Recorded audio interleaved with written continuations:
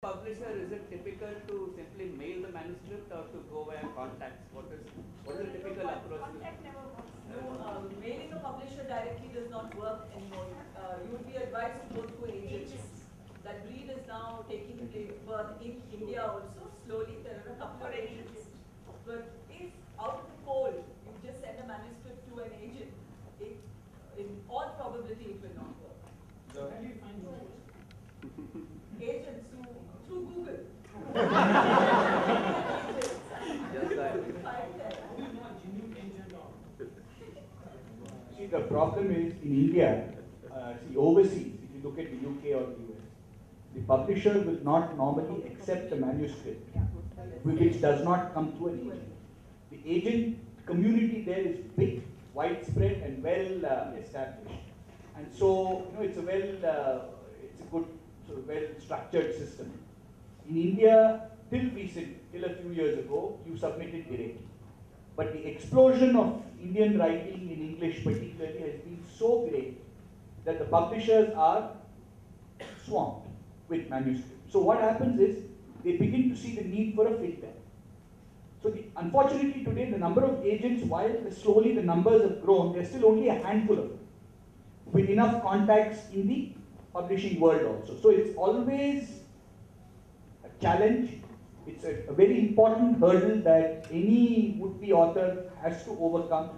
And there is no, in my view, no magic formula, wand, nothing. You have to be very persistent. You have to take some rejections on the way. You've got to keep your critics close around you. Get your manuscript as best as you think you can. Because you can't keep going back to the same publisher. It usually doesn't work. So you might think you're cat's whiskers, but for the first book, a concept note and a few chapters does not work. Okay? From the second book onwards, you don't even need the concept note. For the first book, you need to make sure the manuscript is complete, is fully done up. Somebody has actually gone through it 5, 10 times to make sure that there are no errors in it from your side, and only then send a good manuscript. A bad manuscript will not even get read. Okay. Presentation, the way you actually write it out, your grammatical errors, spelling mistakes, knock them all out of the book, and only then send it. That's when you have a chance of people looking at it. 2, the entire file of manuscripts a publisher gets is called the slush file. Okay. So publishers sometimes go and revisit the slush file and pull out manuscripts because they're short of manuscripts. But that's a very, very rare occasion these days. So if you want, and 3, I think if you know somebody who knows the publisher, okay, it's better than sending it directly. Okay. But it's not a sure shot way of success. At least somebody can guide you saying, okay, do this, send it to some 5 people. Through contact, send it to 5 people. But what they say in terms of an agent, if you get an agent, wonderful. But these days, agents also behave, given that there are only 5 or 6 agents who are good in India, the agents behave worse than publishers. Okay? They think that they're doing you a favor by taking you on, even though they are making money. So you have to be very careful about who you send it to. It's somebody said at the beginning, a lot of luck factor in it. Okay, a lot of good manuscripts get declined. You just have to keep at it and keep sending it to publishers and just hope somebody takes it on. just adding to what Ravi said, just to add that point, you see there is also now, all of us think we have to go to the Penguin or the Rupas or the Pan. See, what's happening is there are smaller publishing houses now cropping up. And they are all ex-editors and ex-publishers. They've come from the main publishing houses. So please don't think it's only these big houses that you necessarily have to push. It's becoming a little bit more open out there. There are new companies off the block, eager, looking for new talent, looking for new, fresh faces. So, don't give up by any means. I think there's a lot more going on there than we think. And also, I think professional editors are now there. And I think it's very important to give the manuscript to a professional editor before giving it to anybody else. Because they will of course take money, but they are able to sort of put the manuscript in better order. How do you avoid plagiarism in your first book? I am trying to get my book published right now. And since I read a lot, I do find that wantingly or unwantingly, intentionally or unintentionally, I do get these subtle nuances of, let's say, Namesh or Amit or Chetan or whoever it is, right? How do you avoid plagiarism? How do you keep your language and content purest in your own form? Be honest, yours, if you've written from your heart, if you've written what you wanted to write without really copying passages and style from them, it will come out on its own. Nobody can teach you how to avoid plagiarism. You know, it's something, you know, if you have not plagiarized, it's not plagiarized. So, you know, as long as you read those books, learn from them and write on your own, it's fine. And two, just make sure that when you write, you think of a new concept in writing. Don't really, you know, just don't go with the trend, saying, okay, if an E.L. James has 50 Shades of Grey, I'll write 5 eroticas. No, that doesn't work. It's very short term. Because you will never be as good as E.L. James, and hence, you'll never reach that status. So, if you want to be different, if you want to be big, carve out a separate segment for yourself and own that space. That's a better way. I know it sounds like management jargon again, but it really helps. One last, there was, how do you assess an agent? You can take a look at the authors that the agent represents. And there is a list of authors, so you can see how successful the authors are, how successful this agent has been in placing those authors' books. And then again, echoes of writers appearing in your book. Then again, if you are widely read and outside the genre in which you want to write, if you read other authors too and broaden your writing, then you will, even though you have not plagiarized, obviously your publisher or the agent can hear echoes of other writers of the same genre in your work. It is not different enough. So more reading and serious thought, as Ravi said, to what you are writing is maybe will take you forward. Yeah, I am halfway through my writing, and Yeah, I think we'll have to, I really hate to play a spoil sport here, but the questions we'll have to keep for another session, and we'll kindly request. Last question. Yeah. Yeah, okay. Catch it level. So, see, I am halfway through my writing, and the title is Fiancé Soul Off, and at the end, I find it may feel only some 150 pages or so, or not more than that. And I've lost. I mean, there is a lot of black magic which I'm supposed to include, which I'm not interested in. And the idea of soul itself is, I mean, I've started disbelieving. So in this juncture, would you want me to cut it short and publish it at 150 pages as a short story or something? Or would you still want me to? Because it's... Yes, that would be a novella. See, if you've lost interest in your work. Not interest, it's actually the ideology changed the moment I created the story. And now. So you changed along with your book. Yeah, I changed totally, and I'm finding there is no better word. Then in which case you should see whether you want to write a new book. Yeah, that's all. If that's not going to be convincing, then you have to ask yourself whether it will still work. I think this question was in 150 pages is going to be all right.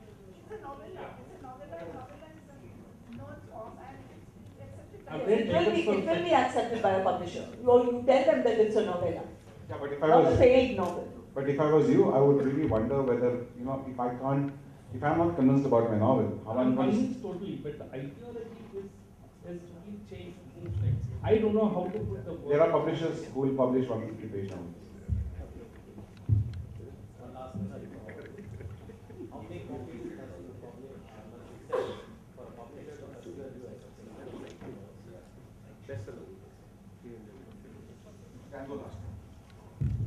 I don't know about bestseller, but you should at least cross about 1,000 or 1,200 copies for the publisher to look at your next manuscript. Okay, these days what's happening is the market is increasing, people are buying more books. I don't know, they're reading more books, but they're buying more books. So, a publisher, when I published my first book, If God Was a Banker, I spoke to Anurag Mathur. Anurag Mathur wrote The Inscrutable Americans. He said, Ravi, consider yourself lucky if it goes into reprint. 2,000 copies. Now, the book is still selling after 5.5, 6 years of its first publishing. And it sold over 250,000 copies. Devil in Pinstripes, my second one, sold considerably less, but it still did well. The market today considers you in the popular section a good author if you sell around 10,000 copies. On the literary space, for example, the books like Ushadi and Shashiji write, the books are priced higher, and they are of a different kind. It appeals to a certain segment, which is different from the segment which buys the book. In that space, given that the books are published higher, the publisher breaks even at considerably lower volume. And it's a different market. So, in the space that Shashiji and Ushadi are writing, somewhere around, for example, M and the Big Home, was the latest novel which came out, published by Alec. Jerry Pinder's book. If that sells 6,000-7,000 copies, the publisher will be very happy because it's priced at $500. My books are priced at $250. So at 10,000 in the popular fiction, and my guess is even if it's 5,000-6,000 in the literary hardbound section, people will be very happy. What about ebooks? I think now we have moved on to how to publish the first book rather than how to write the first book. So okay, ebooks. Publishers are now all recognizing that it's going to be big, but right now it's small. But it's set to change. It's a matter of time. But if you look at Flipkart, for example, a lot of us have already been offered on the e-version, but only on certain formats. So it's not needs to now get more popular. It needs to get Kindleized, but it's all coming. It's all just I my. agree with Arun. Ebooks is a growing market. It's a game-changing market. 2 years from now, it will be significantly different than what it is today. But today, even online is about 15-16% of the total book sales for people like us. So our focus still is the retail stores.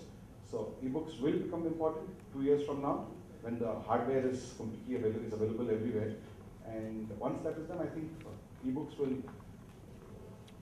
change the game. Will actually, a lot of E.L. James is an example of how ebooks change the game, right? People were ashamed to read the book in public, but ebooks, they could actually read it, and it sold millions and millions of copies. So I think you will find newer segments emerging, people buying more books once the ebooks come back. Good evening, everyone. I'm the president of the Bangalore chapter of the Bangalore Alumni Association, and we have organized this event. I'd like to close with about a 1-minute story. It will tell you about MBAs. There were 3 IIM alumni associations. Vish over there was part of the Ahmedabad. I from Bangalore, a number of us, and Calcutta, and we got together and thought we had a winning, marketing proposition. We invited the alumni for an evening, a rock evening, free and unlimited booze at a 4-star hotel at virtually cost price. We got just 100 people. So the good news for the 4 panelists sitting over here is there seems to be considerably more interest in literature than they would ever think possible. Okay. Thanks a lot to Mylic who have sponsored this. Thanks to the 4 panelists who have come, and thanks to the large numbers of people who came. We really didn't expect this kind of a turnout. We've also done one cardinal mistake that MBAs should never do, and that is we have considerably overrun the time that we had allotted for this session. So I'm sorry if we couldn't take some of these questions. Ravi. I just had one last comment to make before we wind. And that's clearly, thanks to Anjani and yourself and the entire IMB Alumni Association for calling us here. And to a full house, we were thrilled to see this kind of an audience and the kind of questions they were asking. The last time this auditorium was this full was when 3 Idiots was being shot. Okay. Thank you for taking us from the 3 Idiots to the 4 Wise Men. So I think we've gone to the next level. So thank you very much, folks. So I think the alumni associations have lessons to learn. Maybe we are going back to the past, where literary events are more popular than free booze. So which I think we'll have to rethink our strategy in future, because as he said, I don't think the alumni association has seen this kind of a turnout and this kind of interest also. Some small gifts to all of you, to the panelists. Yeah,